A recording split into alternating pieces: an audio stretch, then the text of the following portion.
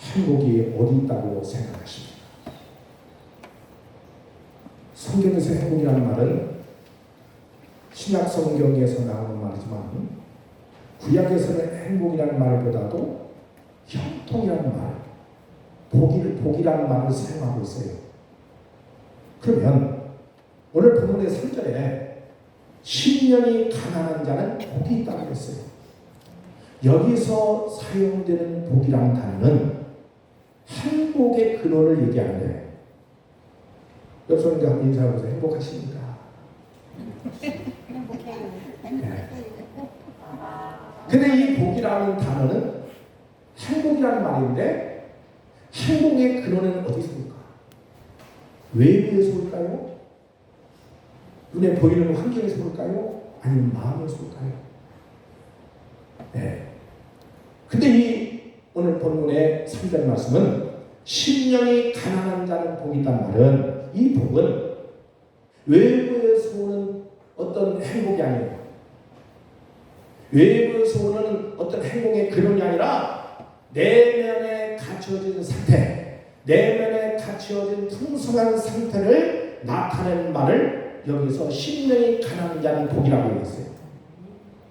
이게 우리 그리스도인들에 있어서 복은 외면적으로 외적으로 화려하고 풍성하고 소유가 많아지고 눈에 볼거리가 많은 게 복이 아니라 내 안에 진정으로 거룩한 하나님의 은혜, 주의 말씀이 된 믿음으로 채워지는 것을 복이라고 해요. 이것이 진정한 행복이라는 것이죠. 그러니까 주님을 만난 사람들은, 진정한 하나님을 경험한 사람들은 행복을 구걸하기 위해서 세상을 기웃거리지 않습니다. 행복을 찾아다니는 게 아니에요. 인간은 본래 만들어질 때, 하나님 우리를 창조할 때 하나님과 교제해야만 하는 존재로 만들어졌어요. 하나님과 진정한 교제가 있으면 행복한 줄로 믿습니다. 오늘 여러분들의 주님과 날마다 교제하는 여러분들의 주님으로 축원합니다. 심령이 가난한 자라는 것은 여기서 무슨 얘기일까요? 하나님이 주신 행복으로만 채우지 할 심령. 심령이라는 마음이 공간이 있어요. 근데 이게 하나님을 잃어버리고 선악과 사건 이후에 하나님을 잃어버리고 하나님 관계가 끊어지고 하나님의 사랑으로부터 벗어난 우리 인간에는 심령이 어떻게 되느냐? 심령이라는 공간에 물질과 명예와 괴락과 성취, 여러 가지 세상 것들이 가득 차게 됩니다. 이 상태는 어떤 상태일까요? 이걸 심령이 가난한 게 아니에요. 네. 그래서 세상에서는 모든 자원을 다 동원해서 내 안에 가득 세상 것으로 채우려는 것이 진정한 복이 아니라는 거예요. 반대로 이것을 전부 다 비워내기를 주님으로 주거라. 내가 의지했던 물질, 내가 의지했던 사람, 내가 의지했던 권세, 내가 의지했던 모든 세상의 주권을 다 내려버려. 마음을 완전히 비워내기를 주님으로 축원합니다. 깨끗한 심령이 되기를 주님으로 축원합니다. 팔복을 말하는 것은 뭐냐? 네 마음 청소하는 거예요. 왜? 하나님의 은혜, 하나님의 사랑, 주의 말씀이 내 안에 채워져야 되는데 주의 말씀이 아니라 세상의 여러 가지 환경적인 것들이 가득 내 안에 채워지다 보니까 주님을 만나요. 왜? 주님 말고라도 의지할 게 너무 많아. 주님 말고라도 주님 안 도와줘도 내가 얼마든지 잘 먹고 잘 살고 세상에서 몇 년을 위해서 살 수 있다는 거예요. 네. 그렇지만은 세상에서 주는 이 행복, 여러분들이 누렸던 거 그렇잖아요. 물질은 어느 정도 숫자만 차면 이게 숫자뿐이에요.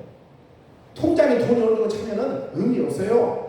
다 먹을 것도 아니잖아요. 그냥 숫자만 늘어나고 줄을 뿐이지 의미 없어요.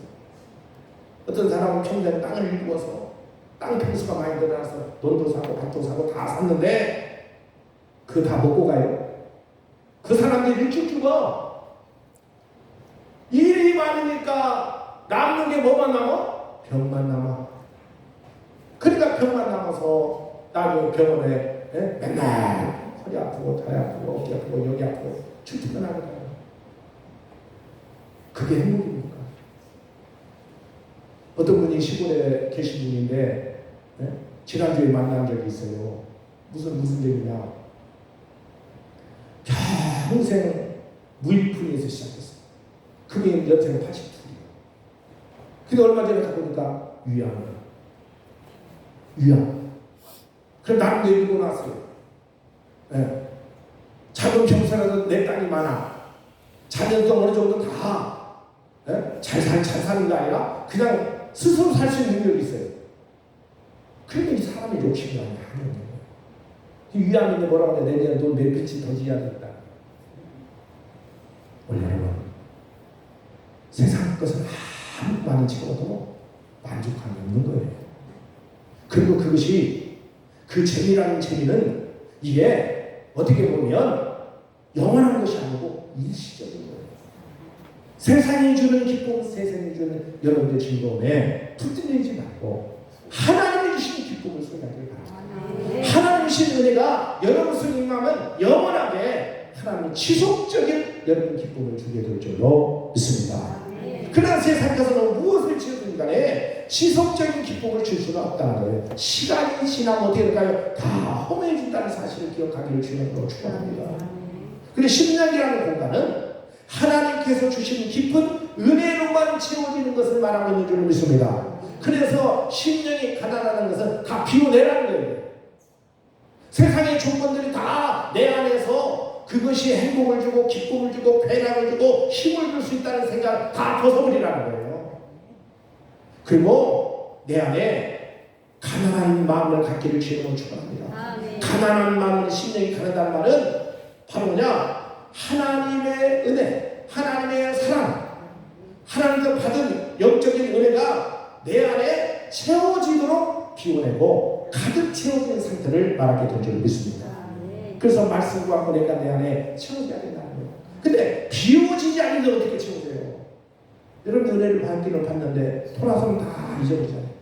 왜? 아직 내 안에 청소가 안 돼서. 주님의 은혜가 채워지도록 말씀을 채워주기를 주님으로 축원합니다. 주님과 함께할 줄로 믿습니다. 그러면 내 심령이 가난하게 되고 하나님의 은혜의 말씀이 채워지면 하나님 내 심령이 뭘 보내냐? 성령을 보내시다.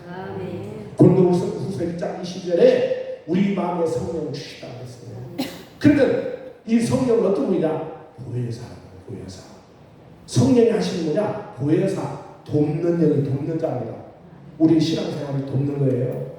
요한복음 14장 26절에 보혜사는 아버지께서 내 이름으로 보내시는 성령 그가 너에게 모든 걸 가르치고 내가 너에게 말하는 것을 생각나게 하리라. 그러니까 성령이 오시면 내 모든 것을 가르쳐준다는 거예요. 뭘 가르쳐주냐? 하나님의 뜻을 가르쳐주는 거예요. 하나님의 말씀이 어떤 말씀인지를 가르쳐주는 거예요.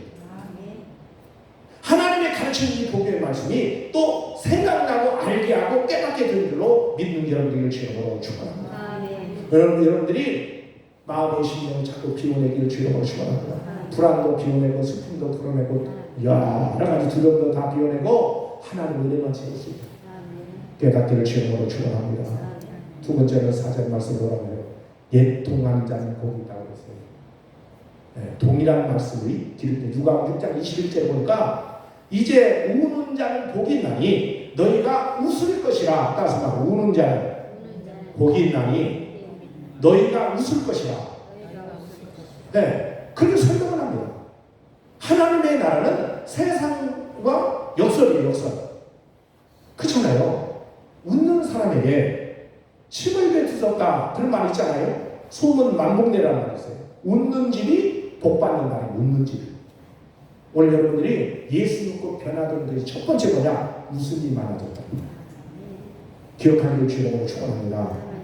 최근에 의학자들이 웃음이 건강에 좋다는 분들을 제시하고 있는데 웃을 때 우리 몸에서 암세포를 죽이는 항암 물질이 많이 생성이 되고 배출이 된다고 의학적으로 이게 자료를 얘기하는 분이 계시고, 반대로 부정적이며 우울하거나 슬퍼하는 마음으로 사는 사람에게 암세포와 같은 좋지 못한 세포와 물질이 더 많이 생겨서 일찍 죽는다고 하는 것을 경고하고 있어요. 그러다 보니 잘 웃기는 사람들이 인기가 좋고 웃기는 탤런트만 가지고도 돈을 많이 버는 사람도 있고 웃어야 인기가 있어요. 웃음은 이럴 때 좋은 거예요. 우는 자는 웃게 될 것이다. 이 말씀은 웃기 전에 울라는 말씀인 줄 믿습니다. 진정한 행복은 어디냐? 눈물 속에서부터 시작하는 거예요. 눈물 속에서. 그럼 어떻게 우는 자가 될 수 있을까요? 상식적으로 이해가 안 가요. 이거 어떻게 보면 이 역사는 너무나 극적인 반전입니다. 여러분들 극적인 반전에 그 어떤 반전에 감동을 아십니까? 좀 더 쉽게 생각하면 소설책을 읽는데 독자들이 밤새도록 어떻게 보면 밤샘 줄을 보고 책을 읽는 이유가 뭐냐? 극적인 반전이 있기 때문에 끝까지 끝을 보려고 그 소설책을 읽는 거예요.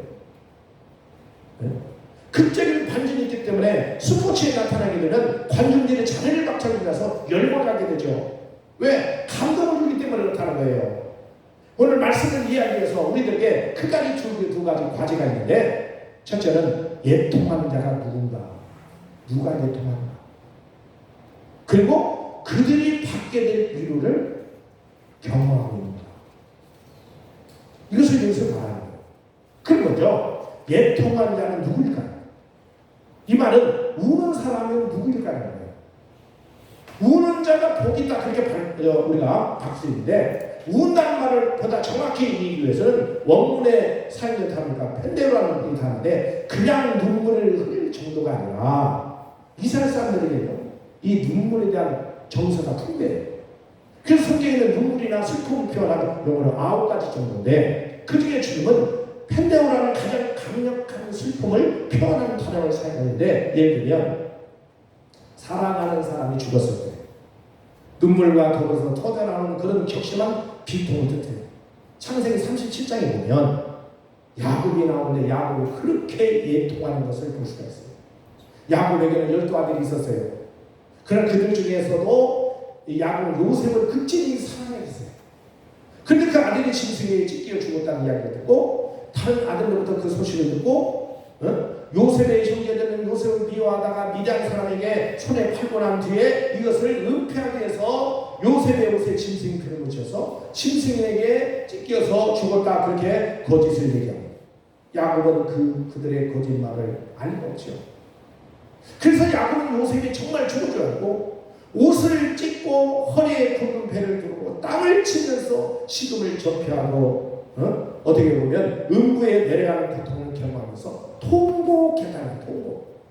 이런 통곡을 펜데오라는 아주 극렬하게 슬퍼한다는 거예요. 그러면 이 사용된 펜데오 단어는 우리 주님께서 표현할 수 있는 가장 강력한 의의 슬픔, 예통, 눈물. 이 단어를 사용한 이유가 뭐냐? 야곱이 아들을 잃어버리고 비통했던 모습 속에서 오늘 보면서 주님의 심장을 공감할 수 있기를 주님으로 축원합니다.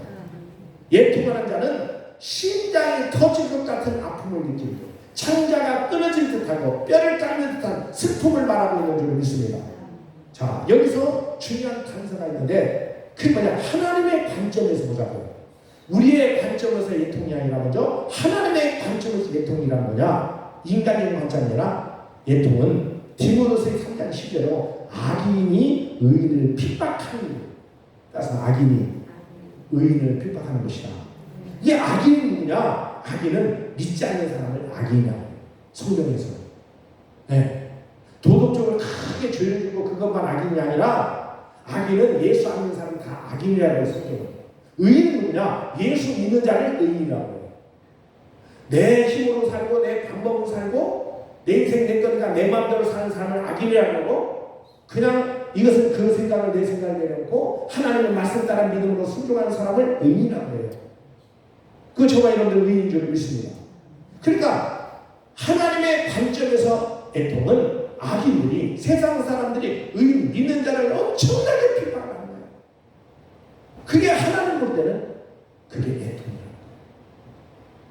시편 139편 20절에도 악인의 이름이, 하나님의 이름이 악인에 의해서 더럽혀진 일이죠. 이런 것들이 하나님 볼 때는 예통하는 자, 하나님 관점에서 그냥 맹목적으로 올라가는 거잖아요. 맹목적으로. 그렇다면 어떤 권사님이 새벽 기도에 때가 되면 새벽 기도 가서 슬픔을 보였어요. 이게 또 이제 주위에 성도님들 너무 안타까운 거예요. 무슨 일이 생겼나. 그래서 참 듣는 사람들이 안타까울 정도로 울면서 기도해. 그냥 습관이에요, 습관. 이 며칠에 목사님이 중보의 기도를 드리려고 물어봤어요. 왜 그렇게 무엇 때문에 이렇게 슬프십니까? 권사님이 하는 얘기가 요즘 자주 보는 드라마에서 주인공이 병 걸려 죽었는데 살려달라고 기도하고 있습니다.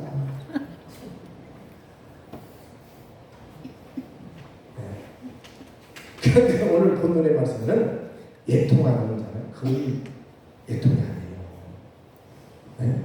울어도 보통인 것이야. 마음을 찢고 아파하면서 막 울어야 된다는 거예요. 바로 뭐냐? 내 죄가 하나님의 마음을 아프게 했습니다. 내 죄가 하나님의 마음을 아프게 했습니다. 그러면서 내 죄를 깨달으면서 하나님 앞에 통곡하고 내가 모르고 하나님 믿지 않을 때 이렇게 살았는데 믿고 나서 보니까 하나님을 만나고 보니까 그게 죄인 줄 모르고 살았습니다. 하나님이 이 죄를 어찌합니까? 좀 용서해 주세요. 그냥 보통 온 게 아니에요. 이게 바로 어떤 자라고요? 심령이 강한 자의 애통인 줄 믿는 여러분들 주님으로 축원합니다. 그러면서 깨닫는 게 뭐냐? 주님, 나는 이제는 주님 없이는 살 수 없습니다. 이 죄를 해결할 방법은 주님밖에 없습니다. 주님 내 심령에 오셔서 나를 다스려 주옵소서. 심령의 가난을 통곡할 때 이런 자가 진정으로 애통한 자가 된 줄로 믿는 여러분들을 주님으로 축원합니다. 그럼 여러분들은 언제 울어보셨어요? 그럼 왜 우셨습니까? 몸이 아파서 우셨습니까? 아니면 마음이 상하고 고독해서 우셨습니까? 직장에서 해고당해서 우셨습니까? 정서적인 고통, 가정생활의 고통, 인간적인 상처 때문에 울고 있습니다.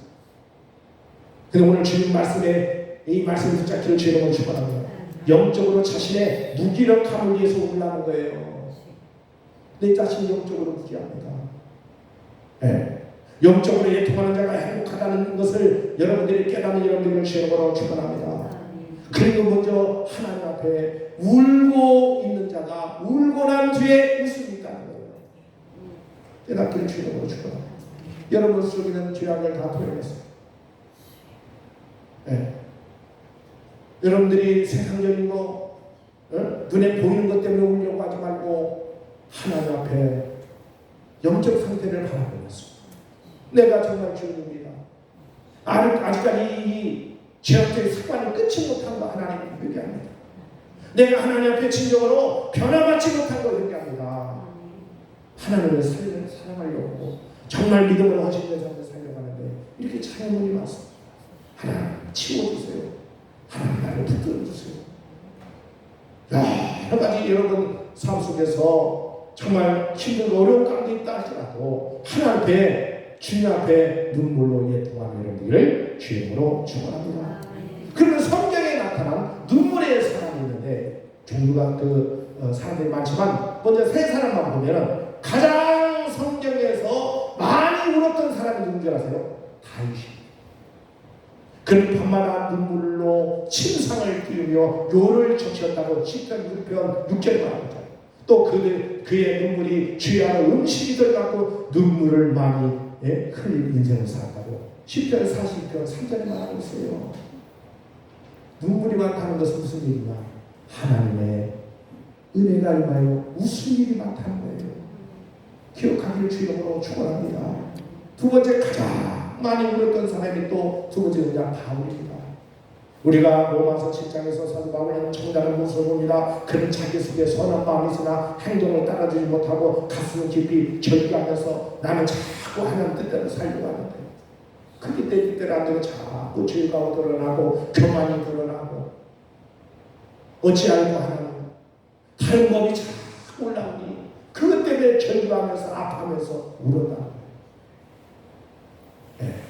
세 번째 가장 크게 울었던 사람입니다. 베드로입니다. 그는 다혈질 기질로 인해서 실수가 많긴 했지만 사실은 우직한 사람이었어요. 어떨 때에 예수님을 세 번씩이나 기회하고 즉시 대문 밖으로 나가서 대성 통곡하는 것을 보게 됩니다. 이들의 공통점이 뭐예요? 통렬하게 강력하게 울었다는 거예요. 아파했다는 거예요. 그러나 그들의 인생은 가장 빛나는 인생으로 하나님이 그들을 붙잡아준다. 하나님은 그 인생을 이끌어가셨다는 거예요. 우리 속에는 죄성 때문에 마음 아파할 수 있어서 진정한 여러분들이 하나님 앞에 간절한 마음으로 하나님, 내가 내 죄 때문에 마음이 아픕니다. 내가 아무리 해도 나는 변화가 안 됩니다. 내 힘으로 할 수 없습니다. 하나님 도와주세요. 도와줄 분은 하나님밖에 없어요. 의지할 분은 주님밖에 없습니다. 예통한 여러분들을 주님으로 축원합니다. 그래 다윗은 일생 살아가면서 했던 고백은 내가 범죄하였나이라고 고백합니다. 인간적으로 돌이켜서 바울을 세 번씩이나 범했던 베드로가 자칫 손가락질 당할 뻔한 인생을 위대한 사도로 일생을 갖고 있었던 그 무엇일까요? 철저한 회개와 통곡이었다는 사실 기억하기를 주님으로 축원합니다. 예수님께서 죄 없는 자가 복이 있다 그렇다면 우리는 아무도 이 자리에 나올 수가 없습니다. 심령이 가난한 자가 복이 있기 때문에 내 마음속에 세상의 모든 마음속에 더러운 생각, 정말 세상적인 어떤 의지했던 것들을 다 쏟아내고 비워내니까 할렐루야. 그런 자가 심령이 가난한 자요 복이 있다고 했기 때문에 오늘 여러분들의 마음속에 정말 다 비워내야 주님이 들어오십니다. 내 마음을 다 비워내야 주님이 여러분들을 붙잡아 주십니다. 주님이 손을 붙잡아 주시고 하나님 여러분의 인생을 이끌어갈 것이고 하나님 여러분의 인생을 하나님께서 책임지시고 형통케 하심을 기억하기를 주님으로 축원합니다. 하나님의 역사가 나타나기를 주님으로 축원합니다. 그래서 우리같이 부족한 사람들도 희망이 있는 거예요. 놀라운 역사의 은혜가 여러분 속에 있기를 주님으로 축원합니다. 바로 로마서 5장 20절에 죄가 더한 곳에 은혜가 더욱 넘쳤다고 얘기죠. 다시 말하면 죄를 토해내고 회개하면 하나님은 새로운 은혜를 주시고 새 마음을 주시고 하나님의 은혜가 여러분의 삶을 인도할 줄로 믿습니다. 어떤 사람은 바울의 일생을 연구하면서 주 48년 전 바울의 첫 번째 책인 갈라디아서에서 바울 자신을 뭐라고 하냐 사도 바울이라고 소개했고 그 7년이 지난 주 55년 되는 고린도 서신을 쓰면서 나는 사도 중에 지극히 작은 자라 내가 하나님의 교회를 핍박함으로 사도나 칭함을 받게 감당하지 못한다고 고린도 10장 9절에 얘기했잖아요. 그렇게 고백합니다. 그로부터 또 다시 8년이 지났어요. 8년. 주 63년에 에베소서를 쓰면서 모든 성도 중에 지극히 작은 자보다 더 작은 나에게 은혜를 주시고 에베소 3장 8절을 얘기하죠.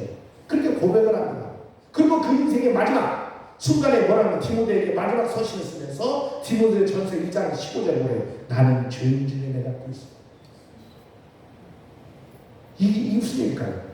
예수님이 벌써 25년이라는 세월이 지나면서 신앙 고백이 무슨 고백이냐? 영성이 깊어지면 깊어질수록 자신의 무능과 무기력을 보았다는 거예요. 신앙생활 오래되면 교만하는 게 아니라 더 겸손해져. 더 낮아져야 되는 거예요. 나를 들으지 말고 주를 해요. 사도 바울은 시간이 지날수록 하나님의 마음을 알고 성경을 알면서 더 겸손해져. 사도라고 얘기합니다. 작은 사도라고 얘기합니다. 모든 성도는 지극히 작은 자라고 얘기합니다. 나중에 죄악의 교수라고 얘기합니다. 그게 신앙의 모델이요 본인 줄로 믿습니다. 깨달은 여러분을 주님으로 축원합니다. 그래서 그리고 절정은 뭐다? 죄인 중에 교수. 그 인생을 마무리했다. 네. 나는 소리요. 나는 그냥 소리요. 오직 예수를 전하고 정말 나는 망해야 되고 예수가 흥해야 된다. 이게 세례 요한의 고백인 줄 믿습니다. 그러니까 내가 주인공이 아니라 내 안에 계신 주인이 주인공이야. 그럼 우리는 누구를 드러내야 돼? 예수 드러내지. 주님으로 축원합니다. 예수 드러내면 어떻게 해야 된다고요? 내 안에 모든 것을 세상적인 모든 욕망과 여러분 속에 있는 모든 죄악들 더러운 걸 다 마음 청소하시고 비워내셔서 주님만 들어오시고 공간을 내어드리기를 주의 이름으로 축원합니다. 하나님의 역사가 나타나기를 주의 이름으로 축원합니다. 그래서 진정으로 예통하는 사람들은 자기 안에 있는 죄와 허물을 보고 고통하고 아파할 뿐만 아니라 다른 사람의 죄까지도 자기의 죄로 알고 대신해서 예통한 줄로 믿습니다. 주인은 누구요? 둘이 들면 안 돼야. 아멘. 주인은 하나님. 따라서 내 안의 주인은 주님 한 분입니다. 지난번에 닭을 키웠는데 어떻게 암탉이 닭을 품었어요. 조금 있으니까 또 한 마리가 붙어서 또 앉아있어 또 품는다고. 내버려 두었더니 자기가 주인이야. 밀어내. 이게 닭도 배고플 때 이제 있잖아요. 물도 먹고 밥도 먹어야 돼. 모이도 먹으면 자기가 주인 앉아있어. 그러면 조금 비면 자기가 주인 앉아있어. 이 사람들이 왔다가 또 치고 들어가니까 자기끼리 막 싸워.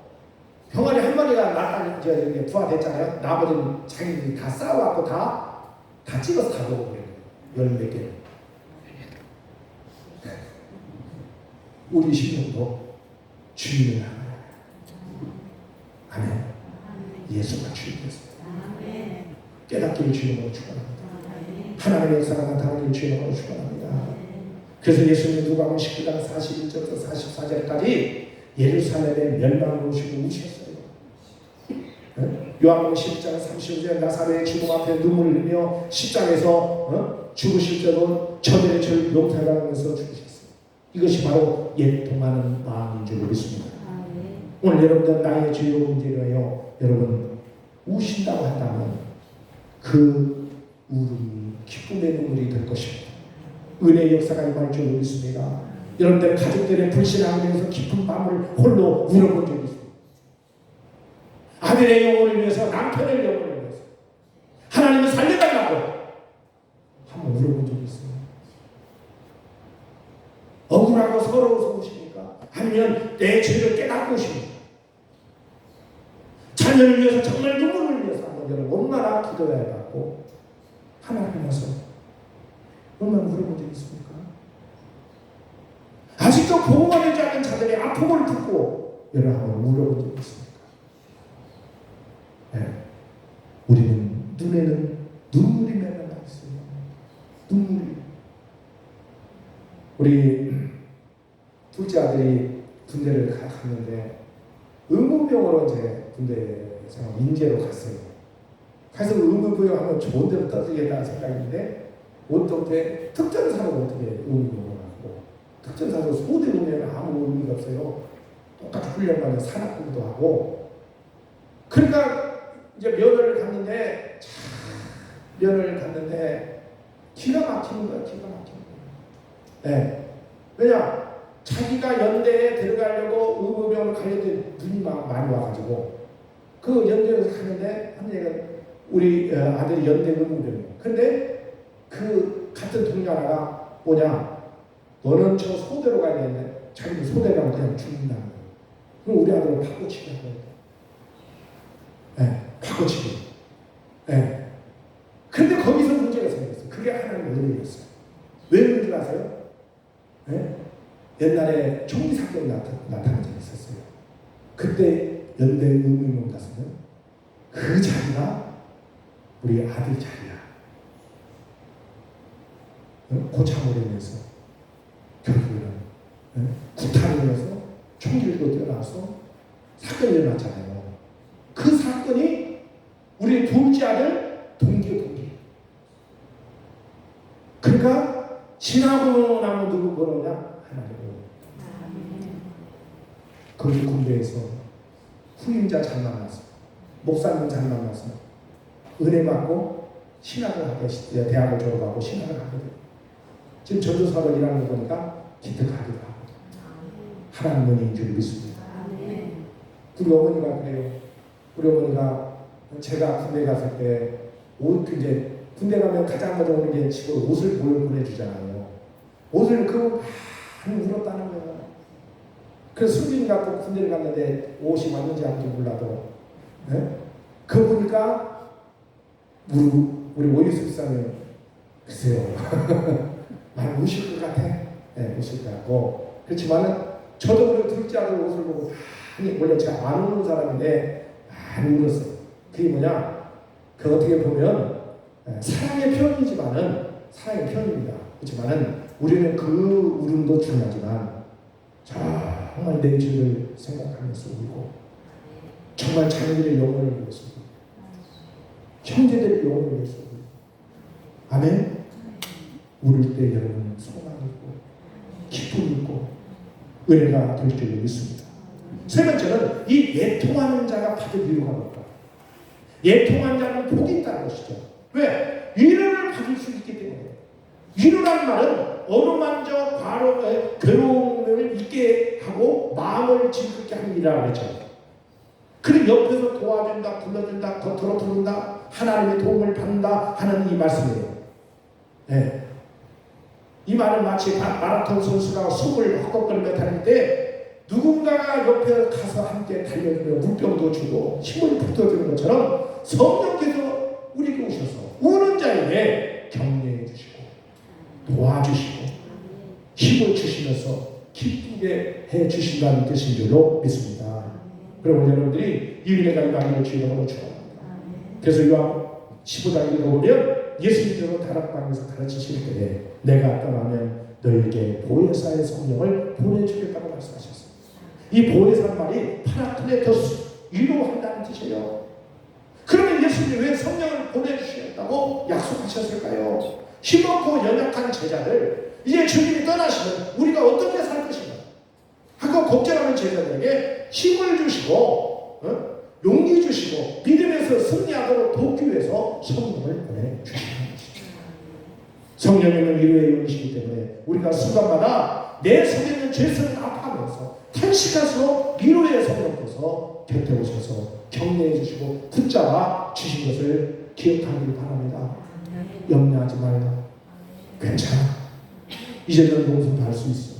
이제 너는 소망이 있어. 이렇게 위로하시면서 세상에서의 삶을 힘차게 살아갈수록 밀어주시고 우리를 이끌어주신 주님의 줄로 믿습니다. 하나님의 마음에 평안이 임할 줄로 믿습니다. 네? 우리는 시편 51편에 보면 다윗의 진정한 예통을 찾아볼 수 있어요. 시편 51편은 다윗이 우리 아내 바세바를 범하며 예통하면서 지은 시라는 시인데 그는 자기가 죄에 대해서 마음이 아파하면서 울었어요. 나는 죄인이다라고 소리치며 울었다는 거예요. 침상을 적실 만큼 울었어요. 식음을 접하며 울었어요. 주님 내게서 주의 성실을 거두지 마옵소서. 내 안에 성령을 떠나지 마옵소서. 몸부림을 쳤다는 거예요. 회개의 일면을 확실히 보여주니까 그 외에 다윗이 성분이 될 수 있는 줄로 믿는 여러분들의 주님으로 축원합니다. 베드로 경우도 그렇죠. 여러 번 예통합니다. 죄를 깨닫고 예통하고 넘어지면 또 예통하고 넘어지면 예통하고 예통은 갈릴리 바다에서 만성을 경험해서 예통합니다. 주여 나를 떠나서도 나는 죄인이다. 예통합니다.